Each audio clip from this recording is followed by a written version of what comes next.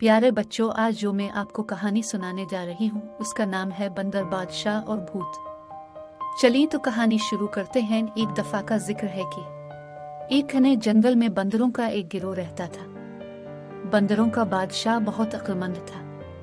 एक दिन उसने अपने गिरोह को इकट्ठे बुलाया और कहने लगा, मेरे प्यारे बंदरों, हम खुशकिस्मत हैं कि इस खूबसूरत जंगल में रहते हैं, लेकिन खबरदार, दरख्त और पौधे हरे भरे और सरसब्ज हो सकते हैं, लेकिन उनमें बहुत से जहरीले फल होते हैं। तालाब साफ चमकता हुआ पानी हो सकते हैं, लेकिन इनमें से एक में भूत रहता है। इसलिए पहले मुझसे पूछे बगैर कुछ न खाओ और न पियो। अगले दिन एक बंदर को प्यास लगी। उसे बादशाह की बात याद आई और वो इससे बात करने चला गया। बच्चे, फिक्र न करो, बादशाह ने कहा, मैं तालाब की छानबीन करूंगा कि यह महफूज है कि नहीं। जब वो तालाब के करीब पहुंचा तो उसने देखा कि बड़े बड़े कदम अंदर जा रहे हैं, लेकिन बाहर नहीं आ रहे हैं। बादशाह ने नतीजा अखज़ किया कि ये वो जगह है जहां भूत छुपा हुआ था। सब बंदर रोने लगे, इस फिक्र में कि वो पानी कैसे पिएंगे। बादशाह ने उन्हें तसल्ली दी और भूत का मुकाबला करने चला गया।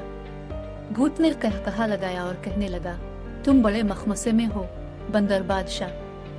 अगर तमेरी बंदर तालाब में आए तो मैं उन्हें खा लूंगा।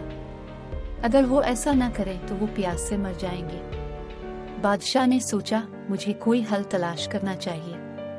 इसने अपने बंदरों से बांस के टुकड़े जमा करने को कहा। खोखली बांस की छड़ियों को आपस में जोड़कर उसने एक बड़ा पाइप बनाया जो तालाब का पानी चूसता था।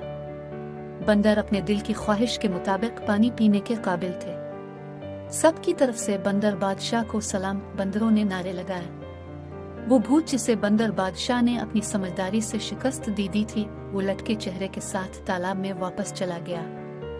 इखलाकी सबक, जब चीजें मुश्किल लगे तो कभी हिम्मत न हारें, बंदर बादशाह की तरह बासब्र और होशियार रहे।